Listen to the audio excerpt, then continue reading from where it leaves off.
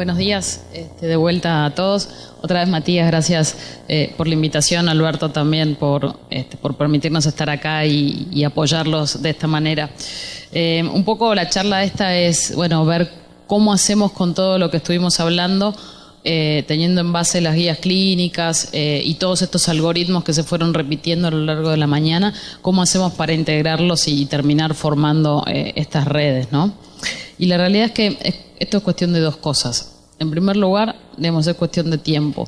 Ya lo vinieron diciendo tanto Ignacio como Matías y Esteban, que el tratamiento del infarto es tiempo dependiente. Entonces, eso es lo que nosotros, los que tienen que guiar nuestro accionar. Y lo segundo es de los recursos que tengamos. Tengamos pocos, tengamos muchos, tengamos nada, lo que sea, pero con poco, con muchos, si están desordenados, no sirve para nada. Entonces, la cuestión es también organizar lo mucho o lo poco que tengamos. Entonces, ya se vino repitiendo durante toda la mañana que está claro que la angioplastia primaria es el tratamiento de elección para los pacientes con infarto, siempre y cuando se cumplan estas dos premisas.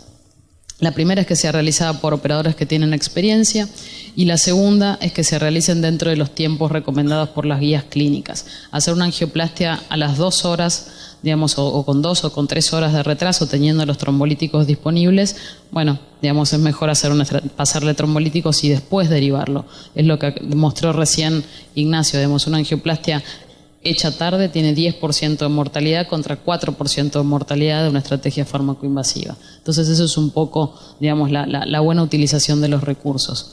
Y sabiendo que la angioplastia primaria, digamos, es el tratamiento de elección, hay un montón de pacientes que no tienen acceso a este tratamiento e incluso tampoco tienen acceso a la segunda opción, o el tratamiento alternativo, que es la estrategia farmacoinvasiva.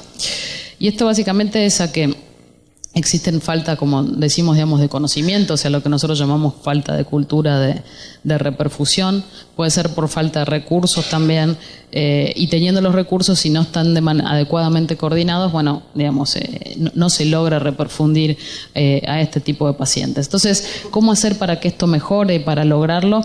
Bueno, todas las guías dicen que hay que organizar el sistema de salud en redes a nivel local, digamos, a nivel de las ciudades, a nivel regional y a nivel nacional también. Entonces, bueno, ¿por qué hacerlo? ¿No? O sea, Ignacio planteó recién que ya el tratamiento, el paradigma, digamos, del tratamiento del infarto fue variando con los años. Al principio se contaba solamente con trombolíticos. Después apareció la angioplastia primaria y como que todo se trataba en un solo centro, o se hacía trombolíticos o se hacía angioplastia primaria. Ahora la realidad que, digamos, tanto los trombolíticos como la angioplastia no se ven como tratamientos excluyentes, sino que se ven como tratamientos complementarios. Entonces, el hecho de poder hacer que un paciente que está lejos, en una localidad, digamos, lejana, se le puede hacer trombolíticos y después derivarlo para hacer una angioplastia, digamos, una estrategia farmacoinvasiva, estamos aumentando la cantidad de pacientes reperfundidos y estamos mejorando el acceso a un tratamiento de reperfusión a los pacientes que están lejos y que generalmente ese tipo de pacientes no llegan al sistema de salud. Sí, entonces, el hecho de poder incluir a la estrategia farmacoinvasiva, obviamente, es lo que permitió plantear la regionalización en el tratamiento de estos pacientes. Pero tenemos claro que, bueno, que es complicado, digamos, y por eso estamos acá y por eso existen estas iniciativas como sucedió en Europa y en Estados Unidos. Lo difícil básicamente es que uno tiene que lograr esto que se llama trabajo en equipo y trabajo coordinado, que es súper complicado y súper complejo, digamos, ejecutarlo porque implica un cambio de cultura del trabajo diario, ¿sí? Pero bueno, no es imposible. Y segundo, porque cada región tiene sus barreras, tiene sus propias problemáticas en donde uno tiene que saber mirarlas y generar las propias estrategias para intentar derribarlas y que los pacientes sean tratados a tiempo. Y básicamente esto es lo que dicen las guías. Las guías dicen, bueno, hay que armar redes, la indicación es clase 1B, en donde se lleve el manejo del paciente y el diagnóstico del paciente al momento prehospitalario, y en donde en la medida de lo posible se organizan modelos que se llaman hub and spoke, o sea, en rueda de carro, con un centro de alta complejidad que sea el que recibe los pacientes y un montón de centros periféricos que deriva al paciente para lograr tratarlo.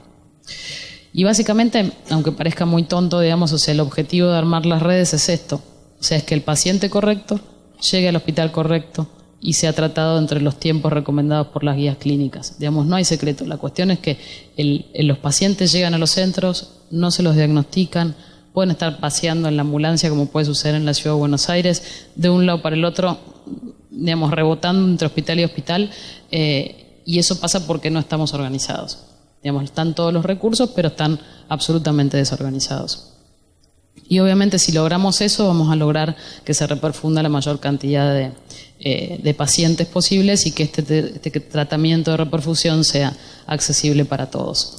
Entonces, claro, cuando empezamos a buscar cuál era la definición de los sistemas de atención para pacientes con infarto, encontramos que, digamos, la definición es muy sencilla. Son los distintos actores que están adentro de una región que brindan determinados servicios específicos, que en el caso particular del infarto es el sistema de ambulancias, los centros que no disponen de angioplastia y los centros que sí disponen. Y de ahí en más, digamos, o sea, la forma que tengan de organizarse. Pero a pesar de eso, digamos, las redes de infarto tienen características en común, ¿sí? Que básicamente es el objetivo principal es brindarle al paciente el mejor tratamiento de reperfusión que esté disponible. No todos los pacientes van a poder acceder a la angioplastia, pero si yo le voy a ofrecer trombolíticos, que no se los pase a las 4 horas, sino que se los pase a los 30 minutos de que el paciente llegue al centro. Entonces eso se refiere, yo puedo tener mi propia red y administrar trombolíticos si no está mal. Obviamente con sus características básicas, que es que digamos, el accionar adentro de la red tiene que actuar y tratar a los pacientes a todos de la misma manera, ¿sí? Entonces, tiene que hacer como lograr que el camino del paciente desde el primer contacto médico hasta que la arteria se abra sea basado en los recursos locales y a su vez sea obviamente basado en guías clínicas. Que esa red funcione 24/7 con un sistema de cero rechazo, o sea, política de cero rechazo. Como les dije, que actúen, digamos, con protocolos basados en la evidencia, que realicen reuniones periódicas todos los actores que participan y que claramente tengan un entrenamiento regular sobre cuáles son las acciones que deberán hacer. Y obviamente todo esto en el contexto o en el marco de un proceso de mejora continua que permita ir evaluando todos los tiempos y las mejoras que se pueden implementar. Y cuando uno, se pone a pensar, digamos, ¿qué actores son los que están involucrados en el armado de la red? Son estos, y no hay más. Digamos, ese es el paciente. Podemos tener incluido o no el médico generalista o el médico clínico, dependiendo del lugar en donde uno esté. Los sistemas de ambulancia y los centros con y sin angioplastia. No hay más actores, ¿sí? El paciente está claro que tiene que saber reconocer los síntomas sugestivos de infarto, entender que tiene que consultar rápido y deberíamos darle las herramientas para que llame rápidamente al sistema de emergencias. Pero como le dije antes, todo esto va a suceder una vez que todo el sistema está ordenado y arreglado. Con respecto al resto de los componentes, que son todos componentes del sistema, como dijo Ignacio, hay que hacer rápido el diagnóstico, no voy a repetir esto, y ahí activar el sistema digamos, interno que la red tenga para reperfundir a los pacientes y considerar a los pacientes con infarto como pacientes con alta prioridad. Y eso va a hacer que todo comience y funcione mejor. Si nosotros vamos a integrar al médico generalista o al médico clínico, es importante que estos tengan la posibilidad de hacer un electro. O sea, estamos hablando por ahí de una sala, digamos, de atención primaria que puede estar en una ciudad más periférica, pero debería poder contar con la posibilidad de hacer un electrocardiograma, activar el servicio de emergencia rápidamente para que traslade según protocolos, digamos, a los pacientes a donde corresponda y a donde le resulte más cercano. Si ese mismo médico está en áreas demasiado remotas que no tienen posibilidad de acceder a centros con angioplastia, debería el gobierno equiparlos, digamos, con trombolíticos.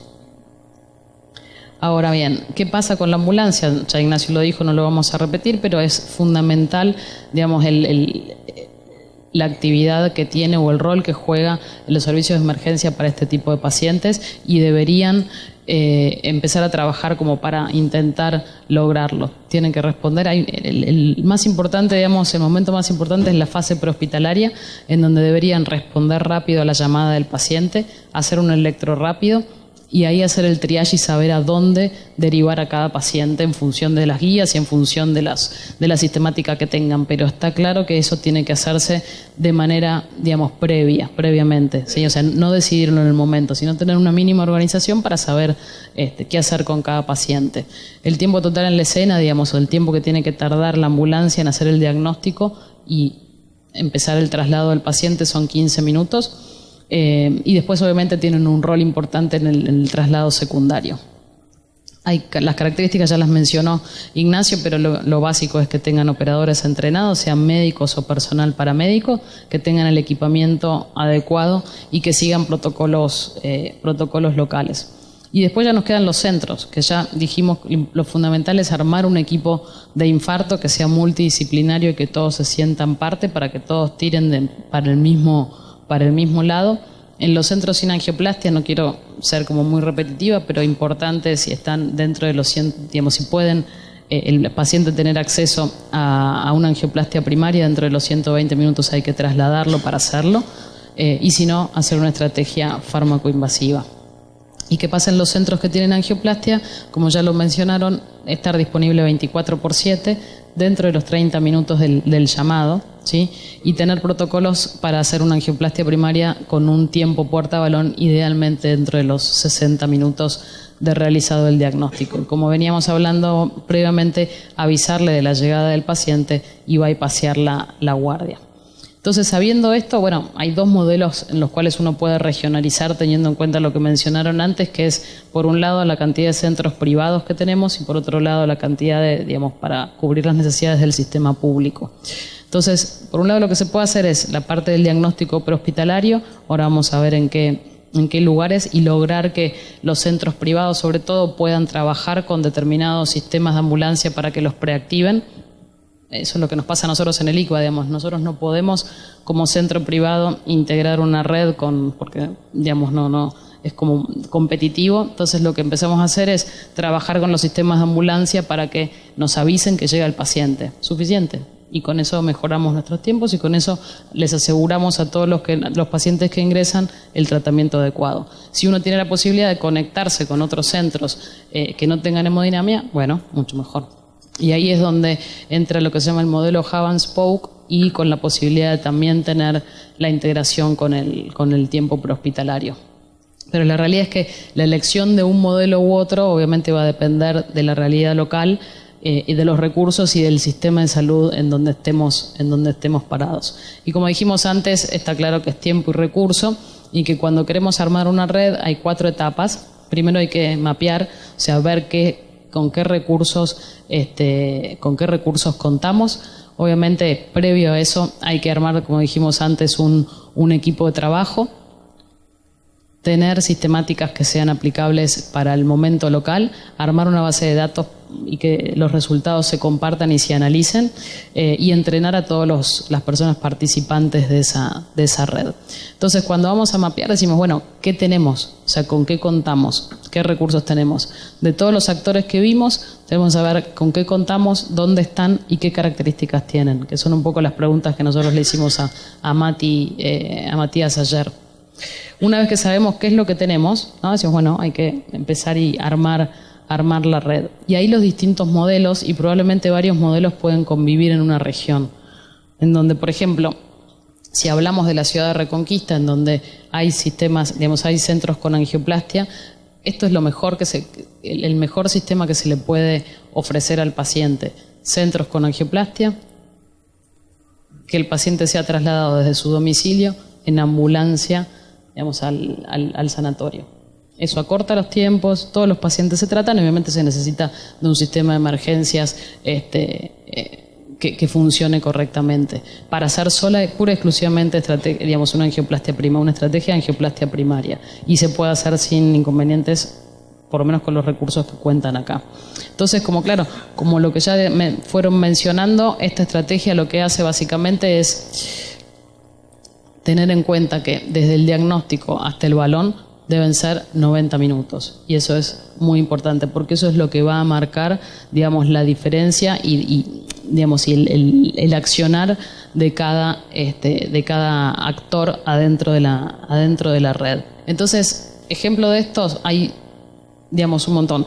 Digamos, está la ciudad de Buenos Aires, se puede realizar, la ciudad de Córdoba, la ciudad de Santa Fe, La Plata, son todos lugares y ciudades que tienen sus centros privados que pueden, y que en algunos casos están trabajando con los centros de ambulancia y con los servicios de ambulancia para mejorar el tratamiento de estos pacientes. Y básicamente esto es porque preactivar, como dijimos, acorta los tiempos. Preactivar para hacer angioplastia, preactivar para hacer trombolíticos. Y además de acortar los tiempos, impacta sobre la mortalidad y reduce aproximadamente un 40% la mortalidad a 30 días cuando se hace angioplastia primaria y un 29% en los casos de los pacientes que van a ser trombolizados.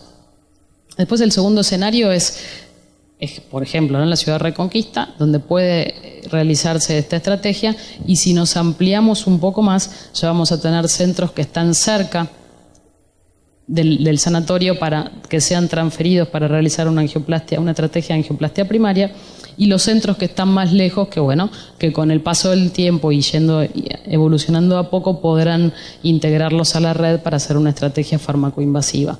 Dependiendo de los recursos y cuán lejos esté, digamos, el médico generalista, podrá tener la potestad de pasar trombolíticos o de llamar a la ambulancia para derivar directamente a los pacientes. Y la realidad es que lo que dicen las guías es que en los lugares en donde más recursos se tiene, la fibrinolisis prehospitalaria puede llegar a ser una opción para los pacientes que estén lejos, que eviten llegar a centros sin hemodinamia y que sean trasladados directamente para una estrategia farmacoinvasiva.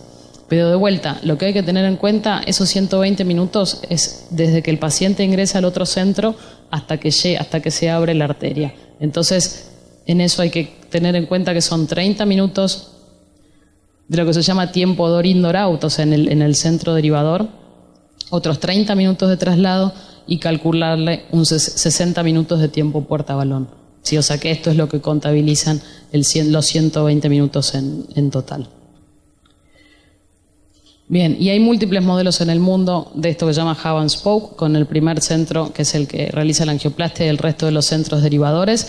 Y si uno se pone a pensar que nuestro trombolítico es streptokinasa, que es el más utilizado en nuestro país, hay modelos como los de India, que armaron estos modelos Hub and Spoke, digamos, país más pobre que India, digamos, hay pocos, y ellos, con un grupo, digamos, preocupado para mejorar el tratamiento de los pacientes con infarto, armaron este tipo de red usando streptokinasa y demostraron reducir la mortalidad, digamos, a un 20% al año. Es un montón, es un montón. Entonces ellos tienen el mismo modelo, angioplastia primaria, un segundo anillo que deriva para angioplastia primaria, un tercer anillo que hace estrategia farmacoinvasiva con streptokinasa. O sea, es adaptar los recursos, los pocos recursos o los muchos recursos que uno puede tener para mejorar el tratamiento de los pacientes. Después hay dos regiones más que eso va a depender de cuán lejos nos vayamos, que es cuando en lugares o ciudades en donde no hay centros, digamos, que hagan angioplastia, en donde de vuelta deberán hacer una estrategia farmacoinvasiva, y centros muy periféricos o de ciudades muy remotas o con bajos recursos, en donde este personaje, digamos, este actor, que es el médico generalista, es el único contacto que tiene el paciente con el sistema de salud. Entonces, en este caso, el desafío va a ser hacer un diagnóstico rápido y transferir al paciente para que alguien le pueda, por lo menos, pasar trombolíticos. Tercer paso, implementar controles de calidad, buscar variables que nos permitan controlar el sistema. Y cuarto paso, educar al personal médico que participa en la red, y una vez que está todo realizado, una vez que está todo organizado y ordenado, recién ahí decirle a la comunidad qué es lo que debería hacer. Entonces, un poco esta es nuestra estrategia para, como mostraba Ignacio, para futuro. Entendemos que los centros privados no tienen opción de formar red, por lo menos en las grandes ciudades en donde hay un montón. Ustedes son la excepción, y que es un buen ejemplo. Santiago del Estero hace lo mismo. Catamarca está intentando hacer lo mismo, que es combinar el sistema público, los centros públicos con los centros privados. Es lo más lógico. Si son 100.000 habitantes y se supone que debería haber un equipo de hemodinamia por cada 500.000 de habitantes, sería una locura tener otro equipo más. Entonces, costo efectivo, la combinación del sistema público con el sistema privado en lugares que tienen pocos habitantes es lo que se debería impulsar sin duda. Entonces, como les decía, los centros privados de grandes ciudades lo único que pueden hacer es trabajar con los servicios de emergencia, mientras que los centros públicos, en función, digamos, de qué ciudad está, obviamente tienen que empezar a generar y a trabajar para formar redes con este nuevo modelo que es como el que tienen ustedes de integración de lo público y privado. Entonces, ya a modo de conclusión, el tratamiento del infarto está basado en la regionalización. Implementar sistemas regionales de atención para este tipo de pacientes desafía a la comunidad médica a todo nivel, digamos, y en todo el mundo. Las características de nuestro sistema de salud es una de las principales barreras, pero obviamente que no es algo imposible, una barrera que sea imposible de derribar. Y un trabajo coordinado con todos los actores que estén involucrados en la red, que obviamente se basen y que se guíen por protocolos basados en la evidencia y con el establecimiento de procesos de mejora continua que se basen obviamente en la evaluación de métricas de calidad, tienen que ser los pilares más importantes sobre los que toda red debería ser construida. Y hay algo que esta frase me encanta y que la verdad que en la Argentina, digamos, hay un montón de cosas para hacer y cada uno de nosotros puede aportar, digamos, su granito de arena para hacerlo. Intentar tratar mejor a los pacientes con infarto, digamos, me parece que es un desafío y como a nosotros como cardiólogos, digamos, es una obligación. Así que solamente si queremos avanzar, solamente lo podemos hacer mirando para adelante y mirando lejos y que solamente podemos progresar cuando pensamos en grande. Así que bueno, muchísimas gracias. ¿Cómo nos puede ayudar usted en la integración del sistema público y privado, que es una realidad nuestra muy evidente, y en la parte burocrática? Quizás nosotros acá tenemos un formulario que hay que completarlo, que creo que se llama DAM, que no sé cómo se llamarán ustedes, que ese formulario no está disponible. O sea, de alguna manera, ¿qué experiencia nos pueden dar, qué consejos nos pueden dar ustedes para que el mecanismo de la derivación esté aceitado? Para que la máquina de impedir, como te digo, no funcione tan fácil, y para que eso mismo, también la misma pregunta para las autorizaciones de las obras sociales, para que el palo en la rueda no lo puedan colocar tan fácilmente. Primero, ustedes por lo menos ya tienen la posibilidad, tienen una vía de comunicación y está como establecido el nexo para que determinados, digamos, pacientes puedan, digamos, ir al privado, que eso no sucede, digamos, en todos lados. Ahora, es lo mismo de siempre, digamos, es establecer la relación, es formar un equipo integrando, digamos, la integración de la gente del ministerio es fundamental, porque si no todo lo que nosotros hacemos son, digamos, es una motivación propia y son iniciativas que surgen de abajo para arriba, digamos, desde los médicos y de las ganas de trabajar mejor cada uno en su centro para mejorar, pero nada más. Hasta que el ministerio, digamos, y las autoridades sanitarias no se involucran en esto, como ahora vamos a ver en la charla de Pedro, digamos, es muy difícil que suceda. Mientras tanto, creo que lo que les venimos diciendo, digamos, o sea, juntarse, armar un equipo, realizar reuniones periódicas, lo que logró, digamos, Pedro en Rosario es único y no necesitó plata, digamos, no le implicó, digamos, un gasto extra. Simplemente tuvo una presencia muy importante de las autoridades de salud que se involucraron, que entendieron el problema y que les dieron las herramientas como para, digamos, empezar a organizarse. Pero ahí también me parece que estaría bueno por ahí ustedes que convoquen a ya que estuvo hoy el intendente, sentarlo, explicarle cuál es el problema, cómo se podría arreglar en Reconquista, qué recursos necesitarían, qué se puede hacer mejor. Todas esas cosas, uno siempre piensa que las autoridades de salud saben, probablemente no pueden saber de todo, pero al principio lo importante es que los pacientes empiecen a mover. Después si tardan 10 horas, 8 horas, bueno, es un mecanismo de control y es muy largo en cuanto al tiempo. O sea, son en los países, digamos, que se pusieron a trabajar en esto, mínimo tardaron entre 6 y 8 años en que la cosa se ordene. Pasos concretos, porque vos bien hablaste del tema in situ, en cada lugar, empezar a trabajar ahí. ¿Qué pasos concretos y reales, digamos así, cómo lo implementaste a eso? A ver, de la misma manera que arrancaron en el sanatorio, digamos, empezando a ver dónde estaban las demoras, primero registrando los tiempos. Si uno no registra los tiempos, no sabe dónde está parado. Solamente con registrarlos uno ya se ve, digamos, ya se siente como observado, ¿sí? Entonces eso hace que empiece, digamos, a mejorar. Y el resto, digamos, es tiempo, es armar el equipo de vuelta, armar el equipo, las reuniones periódicas. Parecen cosas medias tontas, pero en cuanto uno organiza lo que tiene, empieza a funcionar. Obviamente, si el volumen de pacientes, digamos, es poco, va a tardar un poco más de tiempo, ¿sí? Pero una vez que ya está en el centro organizado bien, usted va a ver que va a empezar a recibir pacientes por ahí de otros centros que tardaron un montón. Entonces, bueno, es hablar con el sistema de emergencia y decirle, bueno, una de tus funciones es el traslado, digamos, rápido entre los pacientes. Incluir al servicio de emergencia en las reuniones que tengan en cada sanatorio.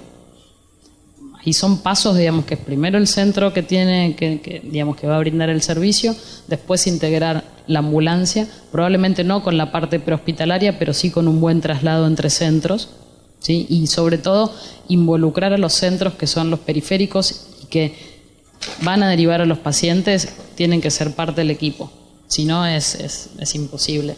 Obviamente, si todo esto es lo que está haciendo el ministerio, digamos, es generar lo que se llama, digamos, traccionar las buenas, digamos, las buenas prácticas siguiendo las guías clínicas y pagarle un adicional a cada sistema público y a cada hospital público por buenas prácticas.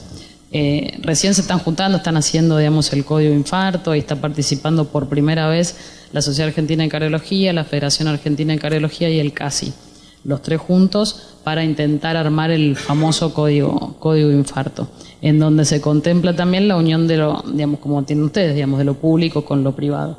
Entonces eso ya va a ser un paso más de tener una directiva y una directriz que seguir.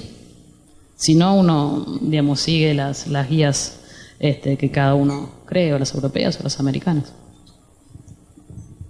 Hay un tema que independiente, que va más allá de lo económico, es decir, dotar a los lugares periféricos de streptokinasa es todo un costo, no es una cuestión simbólica, es una cuestión importante. Pero independientemente de eso, aparte de eso, también hay que desmitificar el uso el miedo al uso de la streptokinasa que tenemos todos, porque, a ver, no podemos decir le tiene miedo porque no, porque se le tiene miedo desde todos los médicos, la enfermería, cómo administrarlo, cómo hacerlo.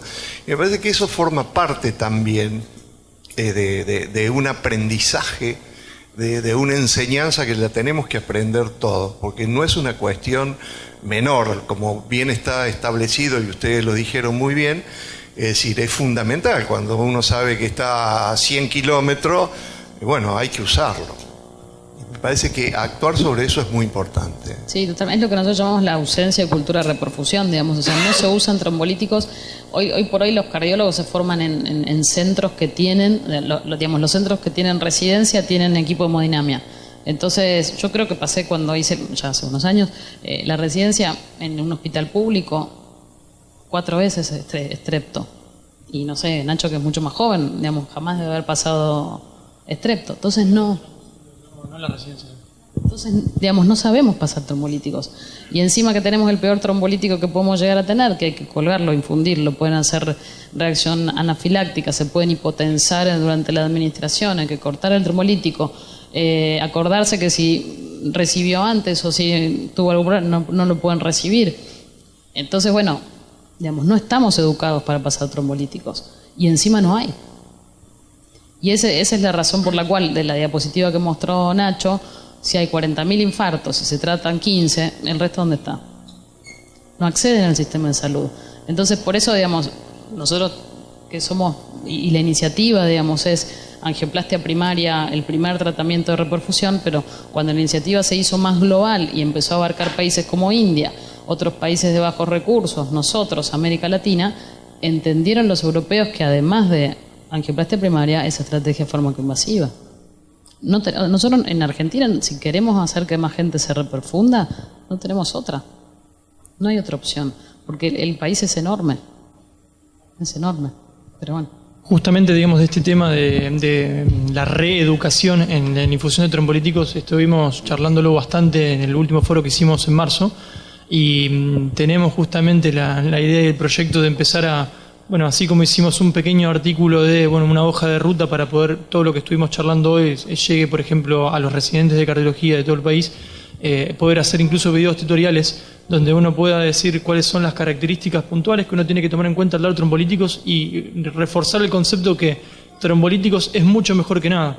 Es mucho mejor que nada cuando está esa disquisición. Así que es uno de los factores que queremos trabajar también en conjunto con las distintas sociedades. Buen día. Yo quería consultarles, ya que acá hay mucha gente que trabajamos en atención primaria y que somos el primer contacto, y no en todos los lugares tenemos la disponibilidad de electro, o por las distancias poder acceder rápidamente a lo que son las ambulancias. Quería que quede más o menos bien en claro, haciendo un resumen, de qué manera actuar y de qué manera, digamos, podemos nosotros colaborar en todo esto desde nuestro lugar, digamos. ¿Tenés electro? En el centro de salud donde yo estoy, sí, pero la gran mayoría no los tiene. No los tienen. ¿Y cuán lejos estás de acá de...? Donde yo trabajo son a 35 kilómetros. 35 kilómetros, ok. A ver, era como el escenario es el tercer y cuarto escenario, digamos, que depende obviamente de los recursos locales. Cada centro de salud debería tener un electro. Es un gasto, digamos, es un equipamiento básico, claro, como los guantes, exacto, como los guantes y las gasas, digamos, es básico. Solamente o sea, vos no tenés el problema, digamos, no sabés cómo resolver el problema porque no lo estás demostrando, no vos, no, está claro, digamos, pero, digamos, porque si viene alguien con dolor de pecho, bueno, por ahí lo derivás, pero no tenés forma de constatar que tenga un infarto con supra. Entonces, el primer paso, bueno, diagnostiquemos. Hay que pelear para que tengas un electro. Y después depende de dónde estés ubicada, una vez que ya tengas el diagnóstico, digamos, a dónde mandarás al paciente. Desde ya que la limitación básica va a ser, si vos estuvieras a 35 kilómetros, lo podés derivar tranquilamente para hacer una angioplastia primaria, si podés hacer el diagnóstico. El problema es si estás en un área más remota, en donde, bueno, hay gente que está en áreas muchísimo más remotas y que ni siquiera tienen trombolíticos. Entonces es ese porcentaje que se queda fuera del sistema de salud. O sea, la importancia también, quería destacar más que nada eso, desde enfermería, ayudar también y colaborar con el triage en el lugar desde donde uno está, conocer los síntomas por los cuales consulta al paciente principalmente, y después lo otro, que hay lugares en los cuales están los electros, pero no se sabe utilizarlos, no se sabe leerlos. Entonces empezar a utilizar esas herramientas que son tan básicas como para poder ayudar y empezar a utilizar los recursos que tenemos para ir acortando los tiempos. Más que nada en eso quería recalcar. No, es que es así, digamos, si vos estás en un centro de salud, lamentablemente hoy por hoy pasa, como les decía antes, digamos, por la iniciativa personal, pero si vos estás en un centro de salud en donde podés hacer que las cosas se muevan, bueno, digamos, bienvenido sea. Hasta que en la Argentina el problema que tenemos es que no hay control de calidad. ¿Me entendés? Entonces, si hubiera control de calidad, bueno, uno tiene las herramientas como para decir, mira, tal centro no está haciendo las cosas bien, se está yendo de a poco hacia eso, porque lo que quiere hacer el Ministerio, digamos, es traccionar buenas prácticas clínicas a través de parámetros de calidad. Va a tardar un montón, digamos, y como que va a ser difícil. Pero el mayor problema es eso. Si uno sabe que, si uno tuviera, digamos, los niveles de los centros de salud públicos separados por niveles y que cada nivel tuviera, digamos, un equipamiento determinado, vos sabés que tenés un electro y que lo tenés que usar. Y si no lo tenés, bueno, trasladarás al paciente, digamos, a un lugar de mayor complejidad. Pero bueno, todo lo que nosotros venimos haciendo, y desde la iniciativa de Matías y Alberto por participar, digamos, es espontáneo, digamos, nosotros no nos llamamos. O sea, y ninguno de los centros que están participando los llamamos. O sea, dijimos, mira, estamos haciendo esto y va. Pero todo es a pulmón. Hasta que no se involucren, digamos, las autoridades sanitarias, lamentablemente no se va a poder modificar. Pero bueno, mientras tanto, hacemos algo.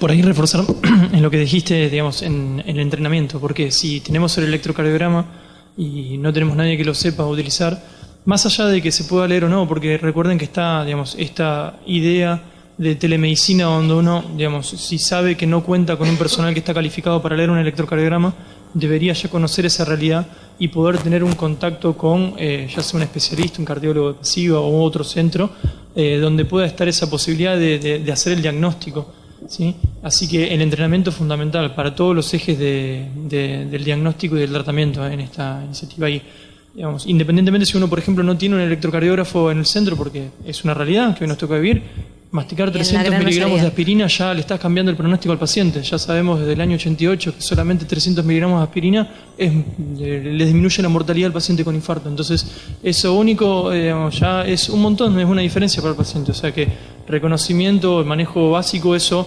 es muy importante también. Independientemente de que obviamente lo óptimo sería poder conseguirlo. Sí, eso es otra cosa por ahí, que la enfermera también, sacar muchos miedos, como decíamos hoy, el tema de los trombolíticos, también de que ante esos síntomas, digamos, al paciente, si se le da la carga necesaria de aspirina y clopidogrel, no le va a afectar y no le va a hacer mal, digamos, en el caso de que no se llegue a hacer el electro, y sí ayuda mucho en el caso de que llegue a un infarto al momento que se haga el electro. Totalmente. Esas cosas también, digamos, ir viendo que la parte de enfermería también puede colaborar mucho con esto, es importante destacarlo también. No, la enfermería es fundamental en el diagnóstico. La mayoría de los triage que están en los distintos hospitales están básicamente a cargo del personal de enfermería y son la puerta de entrada y, digamos, el arma fundamental en el diagnóstico precoz y el reconocimiento de estos pacientes que requieren un tratamiento rápido. Entonces sí, totalmente, me pareció una idea más que acertada incluirlos que participen, porque si no, no podemos asegurar el éxito de un proceso como este.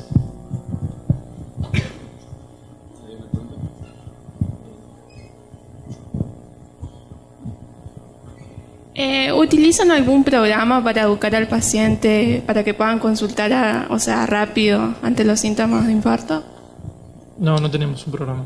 No sé si Alfonsino querés profundizar un poco. Justo estuvimos hablando con Matías de ese tema. Todavía no hay algunas iniciativas en otros países donde tienen aplicaciones que nuclean toda la información con respecto a dónde consultar y que activan incluso servicios de emergencias médicas. Pero hoy por hoy acá en Argentina no es una realidad. Creo que estamos todavía un poco lejos porque el sistema de salud, los centros no están preparados todavía como para recibir ese caudal. Como comentaba Alfonsina, creo que nos falta hacer mucho trabajo de base en preparar, no sea en infraestructura, sino que en capacitación y en funcionamiento a los distintos centros para poder recibir a esos pacientes con sospecha o no de infarto. No sé si por ahí, Matías, vos querés.